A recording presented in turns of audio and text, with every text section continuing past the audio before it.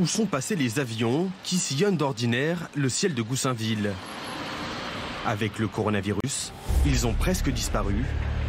Et avec eux, leur nuisance sonore incessante. Un événement rarissime pour les habitants, un bonheur inattendu. C'est agréable parce que moi j'habite à un endroit où les avions y passent et puis on les entend tous les soirs. Et c'est vraiment désagréable à ce moment-là. Bah, le malheur des uns fait le bonheur des autres, comme dirait l'autre. Là, ça va, ouais. Un avion survole la ville. Il va se poser à Roissy-Charles de Gaulle. Le deuxième aéroport d'Europe sonne creux. Seuls 3 terminaux sur 9 sont ouverts.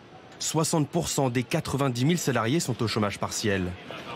Et les quelques voyageurs présents sont confrontés au renforcement des conditions d'entrée et de sortie du territoire. Un parcours du combattant pour cette famille malgache. Le test PCR qu'on a fait à Madagascar, c'était expiré, donc on a dû refaire le test PCR. Là, on est allé pour faire le test et on a raté l'avion. Donc on doit attendre demain pour le prochain vol.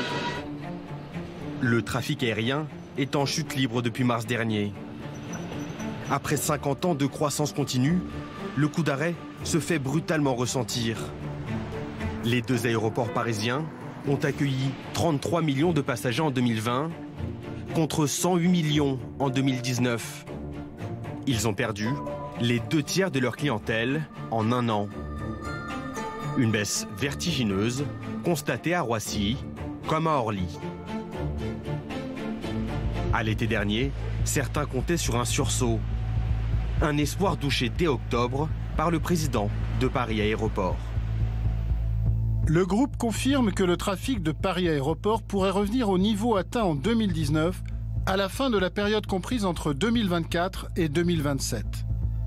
Notre prévision pour le chiffre d'affaires consolidé pour l'année 2020 est en conséquence située dans une fourchette de moins 2,3 à moins 2,6 milliards d'euros par rapport à 2019.